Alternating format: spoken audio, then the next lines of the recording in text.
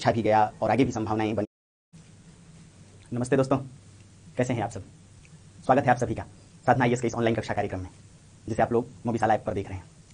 दोस्तों, सबसे पहले तो ढेर सारी शुभकामनाएं जो लोग पीटी परीक्षा देकर के आए हैं। ऐसे क्षेत्र हैं जो सीमित हैं, सिलेबस के जो एरियाज हैं वो बहुत ही सीमित हैं। इसमें के लिए कोई खतरा जैसी बात नहीं रहती। उपन्यास में 4 ही उपन्यास आईएएस मुख्य परीक्षा में है, गोदान, मैलांचल, महाभोज और दिव्या। दोस्तों, हम लोग गोदान को खूब पढ़ के जाते हैं और मैलांचल भी बहुत पहले से सिलेबस में है, इसलिए उसकी भी तैयारी कर लेते हैं। बीपीएससी वगैरह देने जाते हैं, इस वजह से भी उसकी तैयारी ठीक ठाक हो जाती है। हालांकि शेखर एक जीवनी वहाँ है, फिर भी फणीश्वरनाथ रेणु को पढ़ते ही हैं हम लोग। किंतु 2001 और उसके बाद सिलेबस में 2 नए उपन्यास जुड़े हुए हैं, महाभोज और दिव्या, और इन दोनों से अब तक प्रश्न बहुत कम पूछे गए हैं। इन दोनों उपन्यासों में महाभोज को तैयार करना इसलिए ज्यादा फायदेमंद है, ऐसे आप दोनों को करें, फिर भी महाभोज को बहुत ढंग से तैयार कीजिए, क्योंकि यह निबंध लेखन में भी कई काम आ सकता है, कई लाभ दे सकता है। जैसे राजनीति का अपराधीकरण, अपराध का राजनीतिकरण, राजनीति और भ्रष्टाचार, इस प्रकार के, या दल बदल कानून, कई ऐसे मुद्दे हैं जो निबंध में भी पूछे जाते हैं, या आज की जो बदल रही राजनीतिक परिस्थितियां हैं उसको ध्यान में भी रख करके कई मुद्दे पूछ लिए जाते हैं। इसलिए महाभोज आपके लिए बहुत महत्वपूर्ण हो जाता है 2 कारणों से। एक तो इस पर बहुत प्रश्न अब तक पूछे नहीं गए, और दूसरी बात कि आज की बदलती हुई राजनीतिक परिस्थितियों को यदि देखें तो ये उपन्यास तो भी महत्वपूर्ण हो जाता है, आपके लिए बहुत फायदेमंद साबित होगा। दोस्तों, अपने सिलेबस में यथार्थवादी उपन्यासों को पढ़ना है, और यथार्थवादी उपन्यासों में यदि आप गौर करें तो 4 धाराएं हैं: मार्क्सवादी यथार्थवादी, मनोविश्लेषणवादी यथार्थवादी, आंचलिक यथार्थवादी, और चौथी धारा सामाजिक राजनैतिक यथार्थवादी उपन्यासों की। महाभोज भी एक यथार्थवादी उपन्यास है जिसका जुड़ाव सामाजिक राजनैतिक यथार्थवाद से है। इस उपन्यास को मन्नू भंडारी ने 1979 में लिखा था, 1979 में। आप समझ सकते हैं कि यह जो समय है या इस उपन्यास का जो प्रकाशन वर्ष है वह कई प्रकार की राजनैतिक अस्थिरता से या राजनैतिक गतिविधियों से जुड़ा हुआ है। दोस्तों, 1975 में राष्ट्रीय आपात की घोषणा हुई थी, और ठीक इसके बाद 1977 में जनता पार्टी की एक ढुलमुल सरकार बनी, या यूं कहें कि कई मिलीजुली राजनीतिक हस्तियों को लेकर के एक सत्ता काबिज हुई, और इसे नाम दिया गया दूसरी आजादी। जाहिर सी बात है, पहली आजादी अंग्रेजों से और दूसरी आजादी कांग्रेसी सरकार से, संभवतः इसलिए ऐसा नाम पड़ा। आप यह भी कह सकते हैं कि संपूर्ण क्रांति का जो नारा गूंज रहा था उसका भी प्रभाव इस काल पर था। 1977 की जो सरकार बदली उस पर भी वो प्रभाव था। कुल मिलाकर राष्ट्रीय आपातकालीन परिस्थितियों को दर्शाने वाला ही यह उपन्यास है महाभोज। दोस्तों, मन्नू भंडारी आरंभ में व्यक्तिवादी लेखन से जुड़ी हुई थी। पारिवारिक समस्याओं, व्यक्तिगत जीवन में तनाव, दुख, दर्द, पीड़ा, अकेलापन जैसी समस्याओं को केंद्र में रख करके उपन्यास लिख रही थी। जैसे आपका बंटी, विवाह विच्छेद या वैवाहिक संस्था के विखंडन पर आधारित उपन्यास है आपका बंटी। ऐसे ही 1 इंच मुस्कान आज के तनावग्रस्त जीवन में व्यक्ति की जो दशा है। मन्नू भंडारी ने महाभोज उपन्यास की भूमिका में लिखा कि अपने व्यक्तिगत जगत में बने रहना तथा आंतरिक जीवन के नाटक को देखना मुझे भी आश्वस्तिदायक लगता है, किंतु जब घर में आग लगी हो तो व्यक्तिगत जगत या अंतर जगत में बने रहना कुछ हद तक फूहड़, अश्लील और हास्यास्पद लगने लगता है। घर में आग का अर्थ है कि इस समय सामाजिक और राजनीतिक जो अस्थिरता थी, सत्ता पक्ष की जो निरंकुशता थी, उसको देखते हुए मन्नू भंडारी का व्यक्तिवादी लेखन सामाजिक राजनीतिक यथार्थवाद से जुड़ गया। महाभोज सामाजिक राजनीतिक, विशेष करके राजनीतिक यथार्थवाद को उद्घाटित करने वाला उपन्यास है। कुछ आलोचकों ने लिखा कि साहित्य में राजनीति को विषय नहीं बनाया जा सकता, किंतु मन्नू भंडारी ने एक महिला लेखिका होकर भी राजनीति के सूक्ष्म चित्रण, या यूं कहें कि भ्रष्ट हो रही राजनीति और उसके मुखौटाधर्मी स्वरूप का जैसा सूक्ष्म यथार्थ चित्रण किया है वह कहीं और नहीं मिलता। महाभोज शीर्षक अपने आप में सार्थक है। दोस्तों, महाभोज कहते हैं उस ब्राह्मण भोज या श्राद्ध भोज या मृत्यु भोज को, जहां किसी के आत्मीय स्वजन या परिजन के गुजर जाने के बाद ब्राह्मणों को जिमाया जाता है, उन्हें भोजन पर आमंत्रित किया जाता है। लोगों की आंखें निकल रही होती हैं, पूरा परिवार पीड़ा में, यातना में डूबा होता है, गुजर गए व्यक्ति की स्मृतियों में परिवार बिलख रहा होता है, किंतु समाज के महाब्राह्मण उस भोज का स्वाद लेने से परहेज नहीं करते। जिस प्रकार महाभोज एक श्राद्ध भोज है, आज की व्यवस्था में भी किसी प्रकार का महाभोज देखा जा सकता है, और आज के महाब्राह्मण कोई और नहीं, राजनेता, पुलिस अधिकारी, प्रशासनिक व्यवस्था, अपराधी और मीडिया, इन सबकी जो मिली भगत है उनसे आज के समाज के महाब्राह्मण तैयार होते हैं, और दलितों, शोषितों, पीड़ितों की मौत पर या उनकी संवेदनाओं को सहलाकर उनकी मौत पर अपने लिए राजनीतिक अवसरवाद तलाशने वाले आज के महाब्राह्मण हैं। कहा जा सकता है कि आज की व्यवस्था उनके लिए महाभोज की तरह है, अवसरवादी व्यवस्था है, और उसका लाभ लेने वाले, व्यवस्था का लाभ लेने वाले आज के महाब्राह्मण कोई और नहीं, राजनेता, पुलिस अधिकारी, प्रशासनिक अधिकारी, मीडिया जगत से जुड़े लोग और अपराधी वृत्ति के लोग हैं। इन सबकी साठगांठ से गरीबों, शोषितों, पीड़ितों का दमन और पुख्ता हो रहा है। उनकी मौत पर ये सभी मिलकर राजनीतिक दाव पेंच रच रहे हैं, शतरंजी चाल चल रहे हैं। महाभोज उपन्यास की कहानी राष्ट्रीय आपात के परिवेश को दर्शाती है, किंतु देखा जाए तो आज की राजनीति के लिए यह उपन्यास कहीं अधिक प्रासंगिक है। अभी हाल की कई घटनाएं जहां आप देख सकते हैं किसी गरीब, किसी शोषित, किसी पीड़ित की मौत को कैसे राजनीतिक रंग दिया जाता है, कैसे सत्ता पक्ष और विपक्ष अपने फायदे के लिए मौत के खेल को भी राजनीतिक रंग देने से दोनों पक्ष नहीं चूकते हैं। इस उपन्यास की कथा कुछ इसी ओर इशारा करती है। दोस्तों, राष्ट्रीय आपात को या आपातकालीन परिस्थितियों को दर्शाने के लिए महाभोज उपन्यास में कई डायलॉग हैं जिनको आप समझ सकते हैं। जैसे कुर्सी और इंसानियत में बैर है, कुर्सी के पाए इंसानियत के खाद पर ही अच्छी तरह पनपते हैं, यानी इंसानियत को मार दिया जाए तो सत्ता और राजनीति का जन्म होता है। जैसे कुछ और डायलॉग कि जिस देश में देवतुल्य राजनेताओं की परंपरा हो वहां राजनीति का ऐसा अधपतन। जैसे कुछ और पंक्तियों पर विचार कीजिए। जिस प्रकार एक पैनी निगाह वाले गडेरिये के डंडे तले लाखों हजारों भेड़ें रिरियाती मिमियाती हुई झुंड बनाकर चलने को विवश रहती हैं, उसी प्रकार आज देश की व्यवस्था है, राजनीतिक व्यवस्था है। जैसे इधर राजनीति में एक ऐसी मारक हवा बही जिसने बड़े बड़े नेताओं की रीढ़ को सरकाकर दुम में मिला दिया, जो अपने से ऊपर वालों के सामने केवल हिलती डुलती है। ढोल पीटने और दुहाई देने के लिए तो लोकतंत्र है, किंतु लोक बेमानी और तंत्र मुट्ठी भर लोगों की मनमानी बनकर रह गया है। जैसे पहले शराबियों की सरकार थी, अब पेशाबियों की सरकार है। आप समझ सकते हैं कि जब जनता पार्टी की सरकार आई तो उसमें कई नेता थे, जैसे मोरारजी देसाई, जैसे चौधरी चरण सिंह, वयोवृद्ध कृषक नेता थे, वयोवृद्ध कांग्रेसी मोरारजी देसाई थे, दो राष्ट्रवादी अटल और आडवाणी थे, उस समय के युवा तुर्क चंद्रशेखर थे, और तपे तपाए हरिजन नेता बाबू जगजीवन राम थे। देखा जाए तो एक सेक्युलर नेता भी थे, हेमवंती नंदन बहुगुणा। इन सभी नेताओं को मिला करके उस समय की एक ढुलमुल या यूं कहें कि मात्र 2.5 वर्षों तक चलने वाली एक सरकार गठित हुई, जिसका अस्तित्व बहुत दिनों तक नहीं रहा। लेकिन डायलॉग पर विचार कीजिए, पहले शराबियों की सरकार थी, अब पेशाबियों की सरकार। मोरारजी देसाई के विषय में यह माना गया कि स्वमूत्र पान किया करते थे पेशाबियों, और शराबी इंदिरा गांधी के विषय में कई प्रकार की भ्रांतियां रही हैं। दोस्तों, मन्नू भंडारी ने व्यवस्था विरोध का स्वर मुखर करते हुए, यानी उस समय की राजनीतिक व्यवस्था का विरोध करते हुए इस उपन्यास को लिखा। उपन्यास की जो कथा है वह राष्ट्रीय स्तर की नहीं है, या यूं कहें कि उपन्यास में जो राजनीति है वह बेशक राष्ट्रीय स्तर की नहीं है, वह किसी विधानसभा क्षेत्र से जुड़ी हुई राजनीति है। और यूं कहें कि विधानसभा में भी कोई उपचुनाव है, उसे लेकर के राजनीतिक सरगर्मियां तेज हैं, किंतु विधानसभा या उस क्षेत्रीय राजनीति के द्वारा ही मन्नू भंडारी जी ने राष्ट्र की चल रही या राष्ट्र में परिवर्तित हो रही राजनीतिक व्यवस्था के ताने बाने को कुछ इस प्रकार कसा है कि आपको समझते यह देर नहीं लगेगी कि राजनीति का अधपतन शुरू हो गया था। राजनीति में मुखौटाधर्मी चरित्र बढ़ते जा रहे थे, राजनीति में सड़ांध प्रवृत्तियां फैलती जा रही थी, धीरे धीरे राजनीति का अपराधीकरण हो रहा था, और उससे भी आगे अपराध का राजनीतिकरण भी शुरू था। देखा जाए तो इस उपन्यास के कथाक्रम की कुछ शुरुआत ऐसी होती है। सरोहा विधानसभा क्षेत्र है, किस प्रांत में है उपन्यासकार ने यह स्पष्ट संकेत नहीं दिया है, किंतु उत्तर भारत का कोई विधानसभा क्षेत्र है, जहां 1.5 महीने पश्चात एक उपचुनाव है। इस उपचुनाव को लेकर ही राजनीतिक मुहरें बिछाई जा रही हैं, शतरंजी चालें चली जा रही हैं। सत्ता पक्ष से जुड़े दास साहब जो मुख्यमंत्री हैं, और विपक्ष से जुड़े शुक्ल बाबू, लेकिन स्वरागम के कारण शुक्ल बाबू, इन दोनों के बीच राजनीति के गिरते चरित्र का ऐसा सूक्ष्म अंकन किया है मन्नू भंडारी ने कि उस यथार्थवादी चित्रण को देख करके आपको आज का भारत या आज लगभग 30-40 साल से जो राजनीतिक गिरावट आई है उसका एहसास मिलेगा। दोस्तों, सरोहा विधानसभा क्षेत्र में लगभग 35 से 40% आबादी जाट भूधरों की है। भूधर कहते हैं भूमिपतियों को, भूमि जो धारण करे, और जो शेष आबादी है वह हरिजनों की है, जो या तो बंधुआ मजदूर हैं या फिर भूमिहीन किसान हैं। जाट भूमिपतियों का सरगना जोरावर सिंह है, तथा हरिजनों की जनसंख्या में बीसू या विशेषर जैसे जागरूक और मानवतावादी पात्रों की चर्चा की गई है। भूमिहीन हरिजन या बंधुआ मजदूर हरिजन भूमिपतियों भूधरों के खेतों में काम करते हैं, किंतु उन्हें उचित मजदूरी नहीं मिलती। इस अनुचित मजदूरी को लेकर या कम मजदूरी के मुद्दे को लेकर बीसू विशेषर हरिजनों को जागरूक करना चाहता है, और इसलिए हरिजन उचित मजदूरी की मांग को लेकर के हड़ताल कर देते हैं, खेतों में काम बंद कर देते हैं। इस बात से नाराज जोरावर हरिजनों की बस्तियों में आग लगवा देता है। लेखिका की टिप्पणी है कि अगली सुबह झोपड़ियां जल करके हरिजन बस्ती की खाक में बदल जाती हैं, और इंसानों की लाशें मानो भुनी हुई मछलियों की शक्ल ले लेती हैं।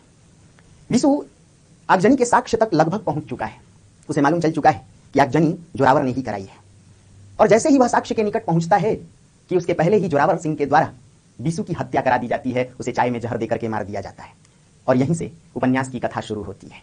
लेखिका की फिर टिप्पणी है कि सोए हुए आदमी और मरे हुए आदमी में फर्क ही कितना होता है, सांसों की डोर का। बीसू जैसा मानवतावादी चरित्र जो गांव के अनपढ़ बच्चों को, गरीबों के बच्चों को मुफ्त शिक्षा देता हो, उन्हें पढ़ाता हो, किसानों को किसी के खिलाफ जो भड़काता नहीं हो बल्कि उन्हें अवेयर करता हो, उन्हें जागरूक करता हो। किंतु आज की व्यवस्था ऐसे मानवतावादी मासूमों के पक्ष में खड़ी नहीं हो सकती। यह उपन्यास इसी बात का संकेत है। चूंकि जोरावर जैसे जाट भूधरों के वोट के कारण ही सत्ता पक्ष के दास साहब मुख्यमंत्री बन चुके हैं या मुख्यमंत्री पद पर काबिज हैं, इसलिए जोरावर को दास साहब का संरक्षण प्राप्त है। अब आइए बात करें शुक्ल बाबू या सुकुल बाबू की। सुकुल बाबू इस प्रांत के लगभग 10 वर्षों तक मुख्यमंत्री रहे। हरिजनों के वोट के कारण ही उन्हें जीत मिलती थी, किंतु पिछले चुनाव में हरिजनों के नाखुश हो जाने के कारण सुकुल बाबू चुनाव हार चुके हैं और अब सक्रिय राजनीति से उन्होंने संन्यास की एक प्रकार से घोषणा कर दी है। किंतु बीसू की मौत से जोरावर बीसू को मरवा देता है। बीसू की मौत ने मानो सुकुल बाबू को थाली में परोस कर अवसर दे दिया हो, और तब उनका अंधविश्वासी मन जो नीलम को धारण करने वाला है, नग और अंगूठियों पर भरोसा करने वाला है, उनका मन बीसू की मौत को लेकर कृतज्ञता के भाव से भर उठता है। उन्हें लगता है बड़े तेज मिजाज वाला है यह नीलम पत्थर, यदि माफिक ना आए तो पतड़ा बैठा दे, किंतु बैठा ना पहनने से देखो तो इस पत्थर को पहनते ही कैसे बीसू की मौत थाली में परोस कर मौका के रूप में आ गई हो। सुकुल बाबू इस मौत को अपने अवसर से जोड़ते हैं, राजनीतिक मंच के रूप में उसे देखते हैं और फिर राजनीति की ओर लपक लेते हैं। सिर्फ सरोहा विधानसभा में एक उपचुनाव है, उस उपचुनाव को लेकर, चुनाव भी नहीं उपचुनाव है, इसी उपचुनाव को लेकर सत्ता पक्ष और विपक्ष के बीच जो राजमाइश है, इसमें चाहे किसी गरीब की मौत हो कोई फर्क नहीं पड़ता। कोई अपराधी अपराध भी करके आए तो उसे राजनीतिक संरक्षण प्राप्त है। दास साहब के संरक्षण में है जोरावर सिंह जैसा अपराधी। इसलिए इस उपन्यास का शीर्षक है महाभोज। आज के राजनेता, अपराधी, मीडिया जगत से जुड़े लोग, पुलिस और प्रशासनिक अधिकारी सब मिलकर बीसू जैसे गरीबों का महाभोज उड़ा रहे हैं। बीसू जैसे मासूम दलितों की मौत को भी अपने राजनीतिक फायदे से जोड़ सकते हैं। इस उपन्यास की केंद्रीय समस्या यही है। दास साहब जो ऊपर से सभ्य, शांत और सौम्य दिखाई पड़ते हैं, उनकी वाणी इतनी सूती हुई है जिस प्रकार शरीर उनका सूता हुआ है, शरीर पर एक भी इंच फालतू चर्बी नहीं है, उसी प्रकार उनके मुंह से भी एक भी फालतू शब्द नहीं निकलते, मानो एक एक शब्द को तौल तौल कर बोलते हैं।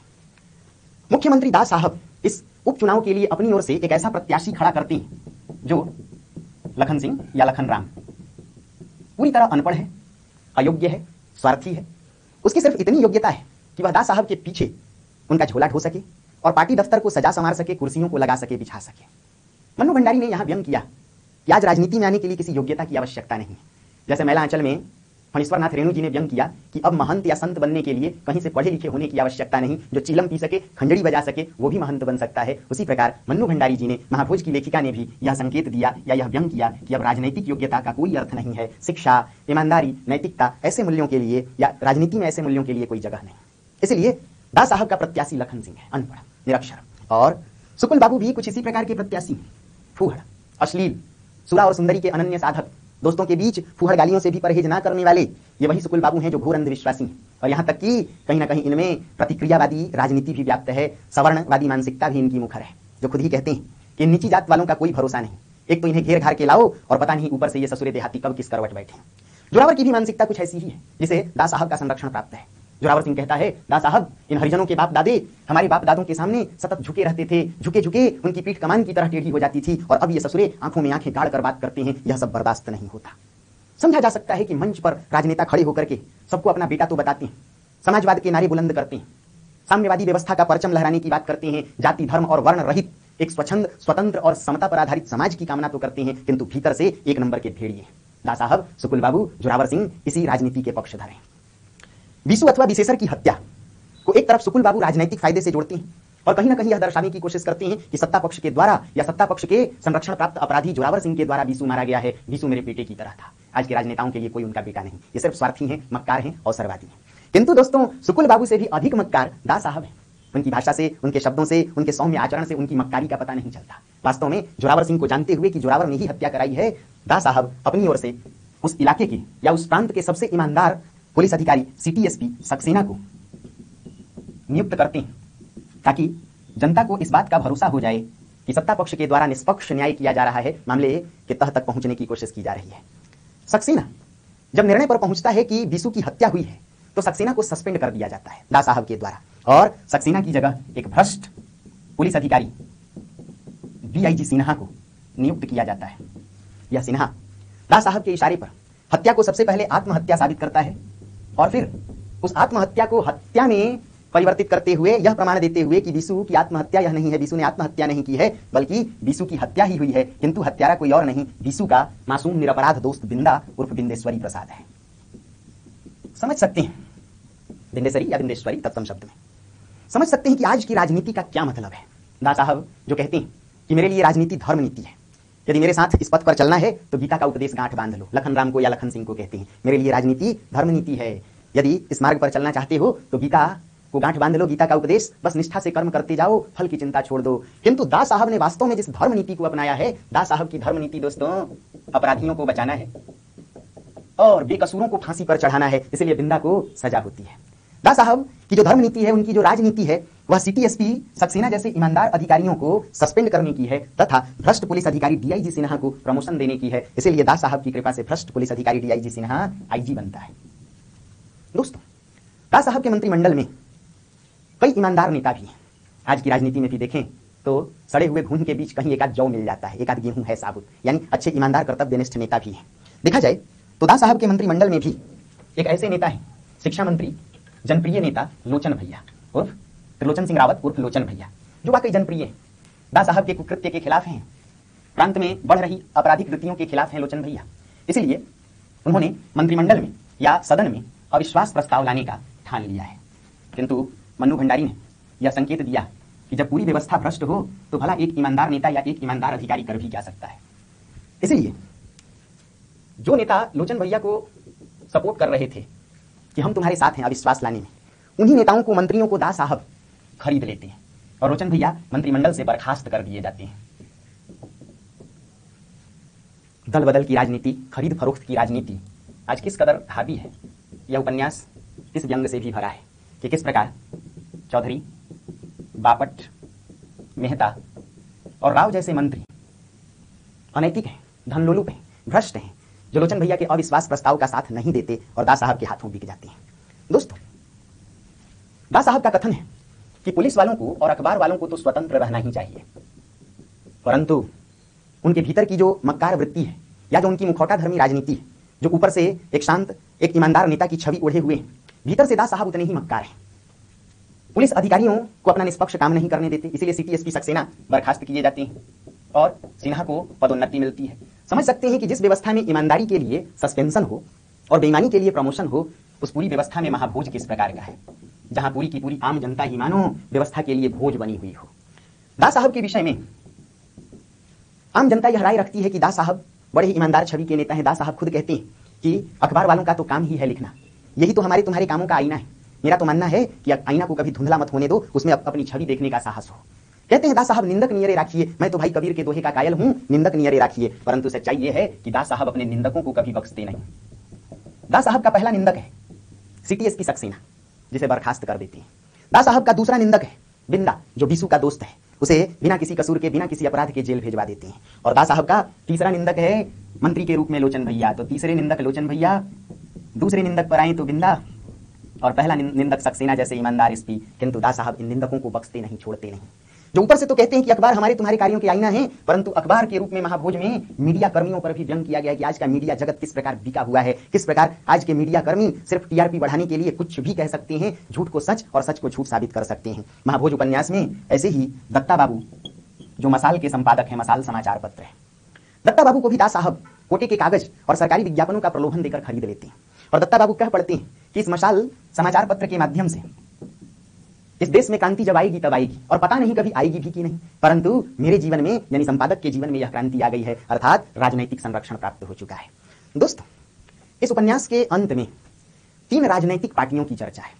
पहली पार्टी डीआईजी से आईजी बने सिन्हा के आवास पर, दूसरी पार्टी जोरावर सिंह के चौपाल में, तीसरी पार्टी कहें दत्ता बाबू के मसाल दफ्तर में, और एक और पार्टी आयोजित है सुकुल बाबू के पार्टी दफ्तर में, क्योंकि विपक्ष में रहकर उन्हें भी लगता है कि उन्होंने आज तक प्रांत के इतिहास में इतनी बड़ी रैली किसी नेता ने नहीं की जितनी बड़ी रैली उनकी रही है। उपन्यासकार ने यहाँ यह व्यंग किया है कि महाभोज वास्तव में ये पार्टियां हैं, जनता को ठग कर, जनता को छल कर, उनकी मासूमियत को हताहत करके, उन्हें आहत करके, उन्हें मौत के मुंह में ढकेल कर, मासूम निरपराध लोगों को जेल भेजवाकर, ईमानदार अधिकारियों को सस्पेंड करके, बर्खास्त करके, ईमानदार नेताओं को बाहर निकाल करके भ्रष्ट बेईमान लोगों को संरक्षण दिया जाना ही आज की राजनीतिक पार्टी है या आज की राजनीति का सबसे बड़ा महाभोज है। इसलिए उपन्यास में इन 3 पार्टियों की चर्चा है। दास साहब कहते हैं मैं जिसका हाथ पकड़ता हूं उसे बीच रास्ते में नहीं छोड़ता, परंतु समस्या यह है कि दास साहब जैसे नेता यदि हाथ पकड़ते हैं तो जोरावर जैसे अपराधियों का, डीआईजी सिन्हा जैसे बेईमान अधिकारियों का, राव चौधरी और बापट जैसे बेईमान नेताओं का। आज के राजनेता ईमानदार कर्तव्यनिष्ठ अधिकारियों का हाथ नहीं पकड़ते, बिंदा और बीसू जैसे मासूम जनता का हाथ नहीं पकड़ते। इन्होंने हाथ पकड़ा है, थामा है तो सिर्फ अपराधियों का, निराला की कविता यदि आप पढ़ें, राम की शक्ति पूजा, तो उसमें पंक्ति है, अन्याय जिधर है शक्ति उधर, यानी अन्याय के पक्ष में उस कविता में महाशक्ति दुर्गा खड़ी है। आज की महाशक्ति दोस्तों राजनीति और लोकतंत्र में है, किंतु आज की राजनीति, आज का लोकतंत्र यदि देखा जाए तो पूरी तरह अपराधियों, अत्याचारियों और अन्यायियों के पक्ष में खड़ी है। आज की महाशक्ति इन्हीं अपराधियों को संरक्षण दे रही है। कुछ आलोचकों ने लिखा कि इस उपन्यास में दास साहब का चरित्र कुछ इस प्रकार महिमा मंडित किया गया है कि मानो उनका चरित्र पूरे उपन्यास में छा सा गया है और इसकी केंद्रीय समस्या दलित समस्या या शोषण की समस्या दब कर रह गई है। बिल्कुल इस बात में संदेह नहीं किया जा सकता। मानो पूरे उपन्यास पर दास साहब की जो भव्यता है या उनके चरित्र की जो भव्यता है वह एक भव्य फ्रेम की तरह, एक छतनार वृक्ष की तरह वह चरित्र छा गया है और बीसू बिंदा की आहें मानो दब कर रह गई हैं। सुकुल बाबू दास साहब के विषय में कहते हैं कि यूं तो धोती के नीचे सभी नंगे होते हैं और इस ससुरी राजनीति में धोती के ऊपर भी लोग नंगे होते हैं। समझिएगा, यूं तो धोती के नीचे सभी नंगे होते हैं, परंतु इस ससुरी राजनीति में लोग धोती के ऊपर भी नंगे होते हैं। और दास साहब, उनकी तो धोती के नीचे भी एक धोती मिलेगी, खाल खींचो तब जाकर इस गीता बांचने वाले की नंगई उभरेगी। समझा जा सकता है कि आज के राजनेता जनता के बीच बैठकर कभी धर्म के नाम पर, कभी समाज वर्ग के नाम पर, कभी जाति और संप्रदाय के नाम पर, कभी किसी को बहलाते फुसलाते हैं तो कभी सांप्रदायिक हिंसा, घृणा, उन्माद फैलाकर अपने राजनीतिक अवसरों को धार देते हैं। दास साहब ऐसे ही मुखौटा धर्मी राजनेताओं के प्रतिनिधि हैं जो कहने को तो जनता के नुमाइंदे, परंतु वास्तव या वास्तविकता यह है कि इनकी जो राजनीति है वह पूरी तरह भ्रष्ट है, धनलोलुप है, गरीबों का खून चूसने वाली है। दोस्तों, उपन्यास की कथा जब आप पढ़ेंगे तो उसमें एक यह भी संकेत है कि बीसू जो अपनी बाल सखा रुकमा से प्रेम तो करता था, किंतु पिछली सरकार के द्वारा उसे नक्सली घोषित करके जेल भेज दिया गया था और अब की सरकार ने तो उसे मरवा ही दिया। उस निरपराध मासूम बेकसूर बीसू की गलती सिर्फ इतनी थी कि वह सच का साथ देता था, गरीबों को जागरूक करता था। शहर से आए महेश शर्मा जो कास्ट और क्लास स्ट्रगल पर शोध कर रहे हैं, महेश शर्मा का कथन है सिटी एसपी सक्सेना के आगे कि सर वह किसी को भड़काता नहीं था, वह बम और बारूद की राजनीति नहीं करता था, वह तो लोगों को सिर्फ अवेयर करता था। आज आम जनता को अवेयर करने वाला व्यवस्था का सबसे बड़ा शत्रु है। जो आम जनता को जगाए, समझ लीजिए वह सरकार की आंखों का सबसे बड़ा कांटा है। व्यवस्था से जो द्रोह मोल ले, व्यवस्था का जो विरोध करे, उसे व्यवस्था हजम नहीं कर पाती। ना तो पिछली सरकार ने बीसू को पसंद किया, ना इस सरकार ने, किंतु बीसू रुकमा से प्रेम करता था और जब नक्सली बनाकर उसे जेल भेज दिया गया तो रुकमा का ब्याह बिंदा से कर दिया जाता है। यह बीसू कहीं से भी प्रतिशोध लेने वाला चरित्र नहीं। बिंदा जब गांव में आकर रहने लगता है रुकमा के ही, तो बीसू बिंदा या बिंदेश्वरी को अपना प्रतिस्पर्धी या प्रतिद्वंदी नहीं समझता, ना ही वह प्रेम में असफलता के कारण कोई प्रतिशोध लेने का भाव रखता है, बल्कि वह तो बिंदा को भी अपना मित्र बना लेता है। ऐसा जीवंत चरित्र है बीसू। दोस्तों, उपन्यास के अंत में एक संकेत है कि सिटी एसपी सक्सेना बेशक बर्खास्त हैं, सस्पेंड हैं, किंतु आगजनी, हरिजनों की बस्ती में आगजनी और बीसू की हत्या के साक्ष्यों को लेकर उनके हाथ में एक ब्रीफकेस है और रुकमा जो अब बिंदा की पत्नी है, उस रुकमा के साथ रेल के सेकंड क्लास डिब्बे में बैठे हैं जो गाड़ी दिल्ली जाने वाली है। उपन्यास के अंत में एक भाव है कि अग्निलिक जलती रहेगी, वह खत्म नहीं होने का नाम ले। यह अग्निलिक उस न्याय की संभावना का संकेत है कि बेशक चाहे यह भ्रष्ट व्यवस्था, आज के महाब्राह्मण राजनेता, पुलिस, प्रशासनिक अधिकारी, अपराधी, मीडिया जगत के लोग आम जनता का चाहे कितना भी शोषण दमन कर लें, किंतु न्याय की ललक अब भी मन में है, जिजीविषा अब भी है, जो मरी नहीं है, जानने की भी इच्छा है और जीने की भी इच्छा है, देखना है जोर कितना बाजुए कातिल में है। उपन्यास इसी बिंदु पर आकर के खत्म हो जाता है। दोस्तों, आलोचकों ने यह माना कि क्या इस उपन्यास की जो चेतना है वह दलित चेतना है। तो देखा जाए तो 1979 में यह उपन्यास लिखा गया था। आप कहीं से यह नहीं कह सकते कि इस उपन्यास में दलित चेतना जागृत हुई है। उस समय ना तो हरिजन एक्ट आया था, ना दलितों को लेकर के एसटी एससी कोई विशेष प्रकार का कानून लागू हुआ था। यदि दलित चेतना की बात करें तो वह एक राजनीतिक शब्द है जिसमें कहीं ना कहीं समाज को दो वर्गों में बांट करके एक प्रतिक्रियावादी सोच भी है, किंतु इस उपन्यास में कहीं से भी दलित चेतना नहीं है, समाज को बांटने की कोशिश नहीं है, बल्कि इस उपन्यास में तो मानवतावादी चेतना है। बीसू और बिंदा जैसे दलित समाज से प्रतिशोध नहीं लेते। बीसू चाहे गांव का छोटा हो या बड़ा हो, वह किसी के प्रति मन में प्रतिक्रियावादी भाव नहीं रखता। बीसू या विशेषर गांव के सभी बच्चों को मुफ्त पढ़ाना चाहता है। बीसू चाहे सवर्ण हो, चाहे भूधर हो या गांव का कोई हरिजन व्यक्ति, वह सबसे संवाद बनाए रखता है। जोरावर जैसे अपराधियों और शोषकों से भी वह लगातार संवाद बना के रखता है। वह तो सिर्फ उचित मजदूरी की मांग करने वाला है। बीसू की सोच बम और बारूद की नहीं। इतना ही नहीं, यदि इस उपन्यास में कहीं से दलित चेतना की जागृति होती तो बीसू के पिता हीरा भी प्रतिक्रियावादी सोच का परिचय देते, किंतु हीरा का जो कथन है या हीरा की जो सोच है वह पूरी तरह मानवतावादी है, आस्थावादी है, परंपरा को बचाने की कोशिश में पिता हीरा की सोच है। बीसू के मरने के बाद भी पिता हीरा किसी को दोष नहीं देता। हीरा कहता है कि क्या बताई सरकार, हमार पढ़ल लिखल लड़का बीसू चला गवा, बहुते पढ़ा रहा सरकार। वही करमाई का तो रोई रोई के बुरा हाल हुई गवा है, यानी वह बहुत पढ़ा लिखा था, 14 क्लास यानी बीए पास था, उसकी मां रो रो करके हलकान हो गई है। कहता है कि क्या बताई मुद्दा, हमारा दुख कोई नहीं जानत। अपने दुख की बात करता है हीरा, लेकिन यह वही हीरा है जिसके कारण समाज में आज भी मानवतावाद जीवित है। हीरा कहता है आगे, लेकिन सरकार खेती का जो नुकसान होता रहा उसका कोई कैसे सह सकत है। अर्थात मजदूरों के हड़ताल पर चले जाने से जोरावर जैसे भूमिपतियों या भूधरों को जो कृषि का नुकसान झेलना पड़ रहा था, इसी के कारण बीसू की हत्या हुई है। वह बीसू के हत्यारे को दोष नहीं देता, खेती के नुकसान को दोष देता है। समझा जा सकता है कि हीरा जैसे लोग आज भी समाज में जीवित हैं, जिन्हें अवर्ण सवर्ण की राजनीति नहीं आती है, जिन नेताओं का चंगुल समझ में नहीं आता है, जो समझते हैं समाज को बचाने की कोशिश कैसे की जाए। इसलिए खेती या कृषि ऐसे मानवतावादी व्यक्तियों के लिए मुख्य है। बेटा बेशक मर गया हो, लेकिन समाज के प्रति कोई घृणा या प्रतिक्रियावादी सोच नहीं है। यह वही हीरा है जो यह भी कहता है, जब पूछता है सिटी एसपी सक्सेना, किंतु लोग तो कह रहे हैं कि तुम्हारे पुत्र की हत्या जुड़ाव, इस पर कहता है अब तो सरकार हम क्या बताएं, यानी मुझे नहीं मालूम किसने मारा। समझ सकते हैं कि इस उपन्यास में दलित चेतना नहीं है, इस उपन्यास में मानवतावादी चेतना। कहीं ना कहीं मन्नू भंडारी ने यह संकेत दिया है कि राजनीति चाहे कितनी भी कुत्सित हो, आज की व्यवस्था चाहे कितनी भी भ्रष्ट हो, धनलोलुप हो, चाहे वह कितनी भेड़िया वृत्ति से जुड़ी हो, किंतु आज का गरीब, आज का शोषित कहीं ना कहीं अपनी मानवतावादी जमीन छोड़ने को तैयार नहीं है। वह प्रेम, दया, भाईचारा के तत्वों से आज भी लवरेज है, किंतु राजनीति बांटकर, आपस में लड़ाकर, सेंध डालकर, समाज में वर्गत खाइयों को उत्पन्न करके सिर्फ अपने लिए अवसरों के फिराक में है। तो क्या मैं उम्मीद करूं कि महाभोज समझ में आया। देखिए, तो इसमें 4-5 बातें बहुत प्रबल हैं। सत्ता और विपक्ष की राजनीति, आप देख सकते हैं राजनीतिक गिरावट किस प्रकार की है, किस प्रकार राजनीति भ्रष्टाचार से जुड़ती जा रही है, उसमें अपराधियों से साठगांठ की प्रवृत्ति जग रही है, किस प्रकार आज की राजनीति या व्यवस्था भ्रष्ट पुलिस और प्रशासनिक अधिकारियों को सपोर्ट कर रही है, अपराधियों को महत्व वहां दिया जा रहा है, वहां बेकसूर निरपराध जनता के लिए स्थान नहीं है, ईमानदार नेताओं के लिए कोई जगह नहीं है। आप यह भी कह सकते हैं कि यह जो उपन्यास है कहीं ना कहीं आज की राजनीति के लिए पूरी तरह प्रासंगिक है। दोस्तों, महाभोज पर जो प्रश्न पूछे जाते हैं, मन्नू भंडारी रचित उपन्यास महाभोज के प्रश्नों में जो सबसे चर्चित प्रश्न है वह है महाभोज की केंद्रीय समस्या पर चर्चा करें, या इस उपन्यास की मूल संवेदना पर चर्चा करें, या फिर किन अर्थों में महाभोज की केंद्रीय चेतना दलित चेतना है, या फिर किन अर्थों में महाभोज व्यवस्था विरोधी उपन्यास है या राजनीतिक यथार्थवादी उपन्यास है, या किन अर्थों में यह व्यवस्था या राजनीति के प्रतिपक्ष में खड़ा उपन्यास है। कुल मिला के इसकी मूल संवेदना या इसके प्रतिपाद्य पर चर्चा करें, या किन विचारों का इसमें प्रतिपादन हुआ है, उपन्यासकार मन्नू भंडारी के उपन्यास महाभोज के मूल भावों की समीक्षा करें। यह सबसे चर्चित प्रश्न रहेगा। इस प्रश्न के उत्तर के लिए आप 6-7 भागों की चर्चा करें। भाग 1 में यह दर्शाएं कि उपन्यासकार मन्नू भंडारी का व्यक्तिवादी लेखन इस उपन्यास में राजनैतिक यथार्थवाद में परिवर्तित दिखाई पड़ता है। प्रेमचंदोत्तर यथार्थवादी उपन्यासों की धारा में मन्नू भंडारी के इस उपन्यास महाभोज को भी रखा जाता है।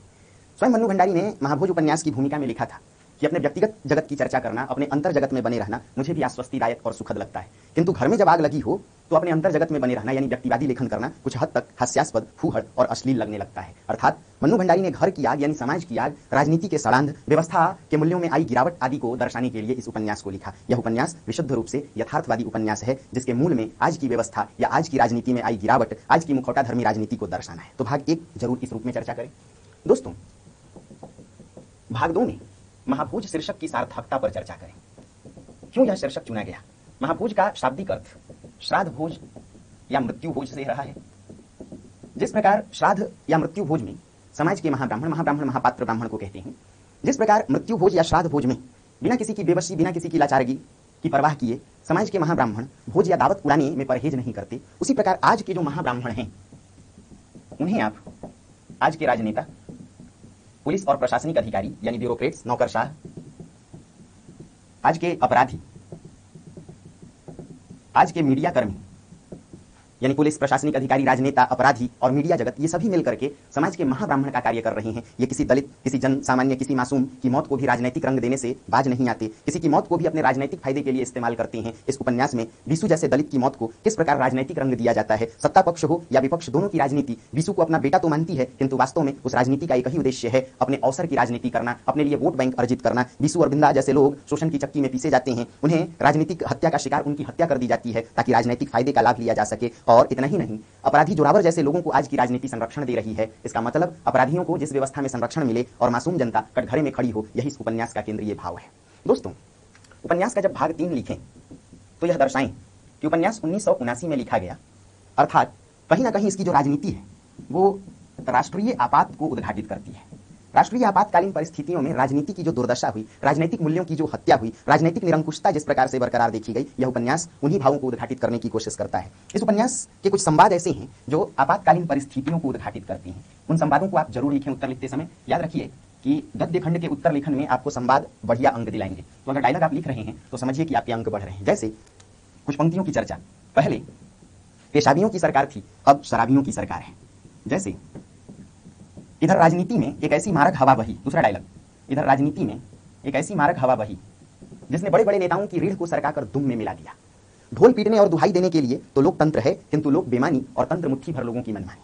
तो आप इस डायलॉग का भी प्रयोग करें। जैसे एक पैनी निगाह वाले गडेरिये के डंडे तले जिस प्रकार लाखों हजारों भेड़े क्रियाती मिमियाती झुंड बनाकर चलने को विवश होती हैं, उसी प्रकार आज की व्यवस्था है, यानी निरंकुश, पूरी तरह से तानाशाह आपातकालीन परिस्थितियां जो देश के लिए दमघोंटू बनी हुई थी। जैसे कुर्सी और इंसानियत में बैर है, इस डायलॉग का भी प्रयोग करें।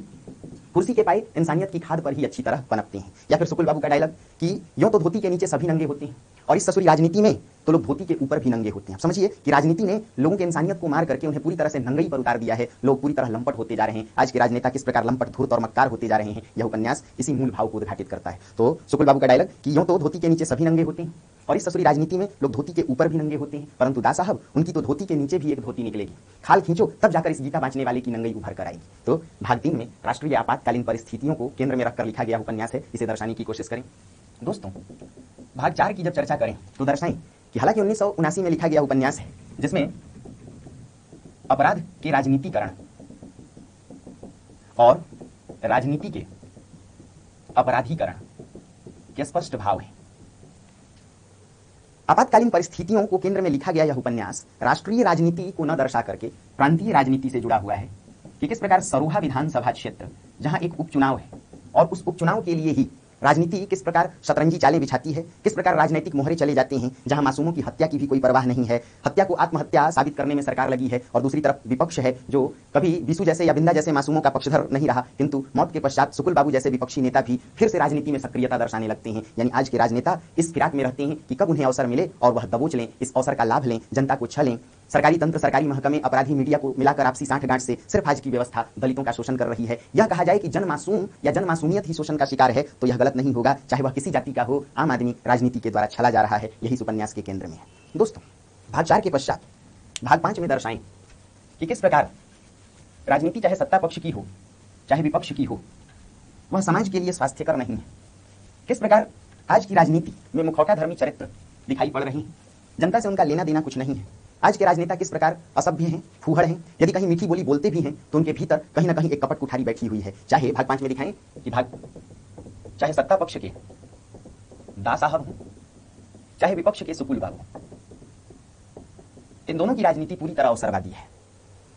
आज राजनीतिक योग्यता सिर्फ इतनी है कि व्यक्ति चाहे कितना भी बड़ा अपराधी हो, निरक्षर हो, लंपट हो, मक्कार हो, वह राजनीतिक ओहदों पर बैठ करके समाज सेवा के नाम पर वास्तव में एक भ्रष्ट नेता का हम चयन कर रहे हैं। समाज को वह लूट रहा है, समाज को वह छल रहा है। दा साहब अपनी ओर से एक ऐसे प्रत्याशी को खड़ा करते हैं, लखन राम या लखन सिंह, जो पार्टी दफ्तर की कुर्सियों को सिर्फ ठीक करना जानता है, या फिर दा साहब के पीछे झोला ढोने में माहिर है। बस उसकी इतनी ही योग्यता है, फिर भी सत्ता अपनी मुट्ठी में रहे, इसके लिए दा साहब अपने व्यक्ति को प्रत्याशी बनाना चाहते हैं। और दूसरी तरफ सुकुल बाबू हैं, जिन्होंने हरिजनों का वोट पा करके पिछले 10 वर्षों तक शासन किया, किंतु अब हरिजनों का वोट ना मिल पाने से ही हार गए और उनके मन में उन्हीं हरिजनों के प्रति कोई सहानुभूति नहीं बल्कि घृणा है। वो कहते भी हैं कोई भरोसा नहीं नीची जात वालों का, एक तो घेर घार करके लाओ और ऊपर से पता नहीं ये देहाती कब किस करवट बैठे। समझा जा सकता है कि भाग 5 में आप राजनीति के स्वरूप को उद्घाटित कर रहे हैं और दर्शा रहे हैं कि किस प्रकार राजनीति चाहे पक्ष की हो या विपक्ष की, दोनों का उद्देश्य सिर्फ स्वार्थ पूर्ति है, ना कि जनसेवा है। तो भाग 5 में इस बात की चर्चा करें। दोस्तों, भाग 6 जब लिखें तो आज की व्यवस्था के यथार्थ को उद्घाटित करें कि किस प्रकार आज की व्यवस्था है। आज की व्यवस्था में अपराधियों के लिए संरक्षण है, आज की व्यवस्था में भ्रष्ट अधिकारियों के लिए प्रमोशन है, किंतु उसी व्यवस्था में ईमानदार अधिकारियों के लिए जगह नहीं है, मासूम जनता के लिए जगह नहीं। तभी तो सत्ता पक्ष के दा साहब जोरावर जैसे अपराधी, जिसने बिशु या विशेषर की हत्या कराई है, जोरावर जैसे अपराधी को साफ साफ बचा लेते हैं और बिशु की हत्या के जुर्म में निरपराध मासूम बिंदा को फंसा देते हैं। आज की व्यवस्था में भ्रष्ट अधिकारी डीआईजी सिन्हा के लिए तो प्रमोशन या प्रोन्नति है, किंतु सिटी एसपी सक्सेना के लिए जगह नहीं है। उसकी ईमानदारी के लिए उसे सस्पेंशन मिलता है, जबकि भ्रष्ट अधिकारी डीआईजी सिन्हा की बेईमानी के लिए, उसके भ्रष्टाचार के लिए उसे प्रमोशन। इतना ही नहीं, आज की व्यवस्था ईमानदार नेताओं को भी हजम नहीं कर पाती और इसका प्रमाण है कि लोचन भैया जैसे ईमानदार नेता के लिए भी राजनीति में जगह नहीं है, उसे भी मंत्रिमंडल से बर्खास्त कर दिया जाता है। तो दोस्तों, भाग 6 में आज की व्यवस्था, उसके सच को उद्घाटित करने की कोशिश करें।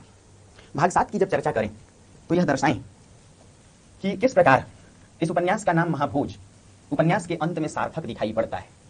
उपन्यास के अंत में कई पार्टियों का आयोजन किया गया है। भाग 7 में दर्शाएं कि महाभोज की सार्थकता उपन्यास के अंत में दिखाई पड़ती है, जहां अलग अलग कई पार्टियां आयोजित हैं। एक पार्टी जोरावर की चौपाल में, एक पार्टी सुकुल बाबू के पार्टी दफ्तर में,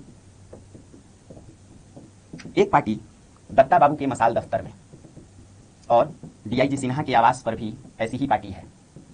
ये पार्टियां आयोजित की जा रही हैं, ये महाभोज आयोजित किए जा रहे हैं यह दिखाने के लिए कि किस प्रकार व्यवस्था में बेईमानों के लिए ही जगह है, भ्रष्टाचारियों के लिए ही जगह है, अपराधियों के लिए ही संरक्षण है। इसलिए डीआईजी सिन्हा जो एक भ्रष्ट अधिकारी है, उसने निरपराध बिंदा को फंसाया है और अपराधी जोरावर को बचाने में दास साहब की मदद किया है। इसलिए प्रमोशन पाकर डीआईजी से आईजी सिन्हा बनता है। उसके आवास पर एक पार्टी आयोजित है, एक महाभोज। शहर के संभ्रांत लोग जुटे हुए हैं, क्रीम ऑफ द टाउन जुटा हुआ है, लेकिन किसी को इस बात की परवाह नहीं कि मिसेस सिन्हा के गले में कीमती हीरों का हार कहां से आया, इस पार्टी में महंगी शराबों की व्यवस्था कहां से हुई। सब लोग गोल बनाकर सिर्फ एक दूसरे से बातचीत में लगे हैं। कहीं ना कहीं उपन्यास इस बात की ओर भी इशारा करता है कि आज का मध्यम वर्गीय बौद्धिक वर्ग या आज की मध्यम वर्गीय बौद्धिक जनता सिर्फ बौद्धिक जुगाली करती है, उसके पास तर्क जाल तो है किंतु वह निष्क्रिय है। उपन्यास के आरंभ में ही जब हरिजन बस्ती में आग लगाई जाती है तो अखबार पढ़ने वाले बौद्धिक लोग पन्ना पलटते हैं, पढ़ते हैं, ओह सिंपली हॉरिबल, सिंपली टेरिबल, मुंह से आवाज निकलती है और अखबार का पन्ना पलट जाता है, अखबार बासी के ढेर में चला जाता है और समस्या भी मानो बासी हो जाती है। यह मध्यम वर्ग सिर्फ बौद्धिक तर्क जाल बुनता है, शब्द जाल बुनता है, वास्तव में यह सक्रिय नहीं है। उसी प्रकार डीआईजी सिन्हा के आवास पर भी क्रीम ऑफ द टाउन जुटा हुआ है, बौद्धिक वर्ग का हुजूम आया है, लेकिन किसी को इस बात की परवाह नहीं है।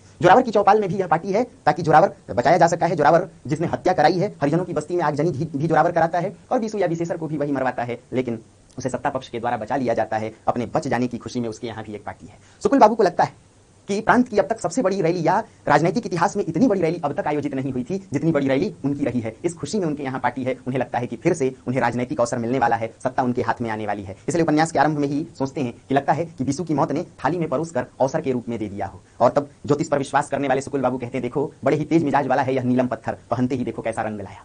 समझ सकते हैं दत्ता बाबू जो मसाल के संपादक हैं, आज के मीडिया जगत पर भी प्रहार करने वाला उपन्यास है। कह सकते हैं कि यह उपन्यास आज भी प्रासंगिक है। बिल्कुल आज की व्यवस्था और कुछ इसी प्रकार विद्रूप होती जा रही है। दत्ता साहब के मसाल दफ्तर में, मसाल पत्र का नाम है, उनके दफ्तर में भी एक पार्टी आयोजित है। मुझे भी लगता है कि उन्होंने भी दाव पेच को जीत लिया है, क्योंकि सत्ता पक्ष के द्वारा उन्हें सरकारी कोटे का कागज मिल जाता है, सरकारी विज्ञापनों का उन्हें ठेका मिल जाता है। इसलिए कहते हैं कि इस मसाल के माध्यम से इस देश में क्रांति जब आएगी तब आएगी, और पता नहीं कभी आएगी भी कि नहीं आएगी, किंतु मसाल के दफ्तर में और संपादक के जीवन में यह क्रांति आ गई है। तो भाग 7 में महाभोज को सार्थक बनाने वाले कुछ ऐसे प्रसंग हैं, उनकी चर्चा करें। भाग 8 में दर्शाएं कि उपन्यास का अंत सेकंड क्लास के डब्बे में सिटी एसपी सक्सेना का साक्ष्यों से भरा ब्रीफकेस लेकर के दिल्ली जाना, उसके साथ रुकमा है बिंदा की पत्नी, यह तय करता है कि न्याय की प्रक्रिया थमी नहीं है। चाहे व्यवस्था कितनी भी क्रूर हो, चाहे राजनीति किस कदर भी मुखौटा धर्मी क्यों ना हो, किंतु आम आदमी, जन मासूम, जन सामान्य न्याय की प्रक्रिया में अभी भी लगा हुआ है, वह रुका नहीं है, थमा नहीं है। इसीलिए अग्निलिक एक मशाल की तरह जल रही है। उपन्यास का जो अंत कुछ ऐसा है। दोस्तों भाग 9 भी बना सकते हैं छोटा सा, जिसमें यह दर्शा सकते हैं कि यह उपन्यास आज भी प्रासंगिक है। आज की व्यवस्था भी बिल्कुल उपन्यास के मूल भावों की तरह विद्रूप है। आज भी अपराधियों को संरक्षण दिया जा रहा है।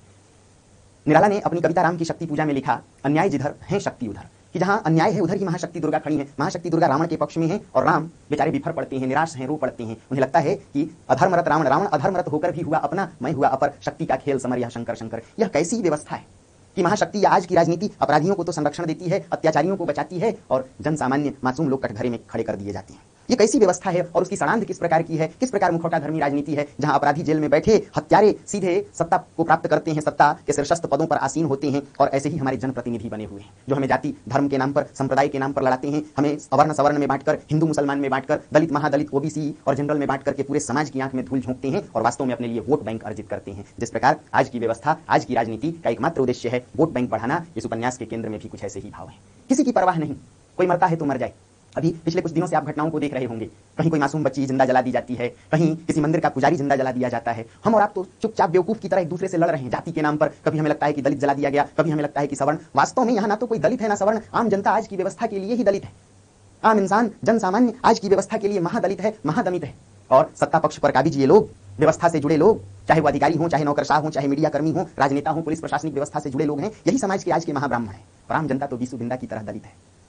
फिर भी समाज आपस में लड़ भिड़ रहा है, क्योंकि राजनीति और व्यवस्था के छल छदमों को हम और आप समझ नहीं पा रहे हैं। कहीं ना कहीं मन्नू भंडारी का यह उपन्यास महाभोज इस ओर इशारा करता है कि राजनीति या आज की व्यवस्था आम जनता की मौत को अपने लिए राजनीतिक मोहरे की तरह इस्तेमाल करती है। उस राजनीति को आम जनता से कोई लेना देना नहीं है, उसके दर्द से, उसकी पीड़ा से कोई लेना देना नहीं। जनता मरती है तो मरे, ये आ जाते हैं सिर्फ हमारे दर्द को सहलाने के लिए, ताकि सहलाकर हमारे दर्द को, घावों को और खुरेच कर जनता को कहीं ना कहीं आपस में लड़ाकर ये सत्ता पर काबिज हो सके। तो ये प्रश्न बनेगा, महाभोज की मूल संवेदना, क्या महाभोज वास्तव में आज भी प्रासंगिक है? और क्या महाभोज की केंद्रीय चेतना दलित चेतना है? जैसा कि अभी थोड़ी देर पहले आपको बताया था कि वास्तव में महाभोज में दलित चेतना नहीं है, क्योंकि ना तो उस समय 1979 में हरिजन एक्ट बना था, ना दलितों के लिए एसटी/एससी कोई एक्ट बना था। देखा जाए तो इस उपन्यास में दलित वर्सेस सवर्ण की राजनीति भी नहीं है। यदि देखा जाए तो दलितों के मन में कोई आक्रोश भी नहीं है। क्यों? क्योंकि उस समय आम जनता अब भी राजनीति को नहीं समझ पाई थी, जैसा कि आज भी नहीं समझ पाती है। तो कितनी बातें समझ में आई, इसको लिख करके देखिए।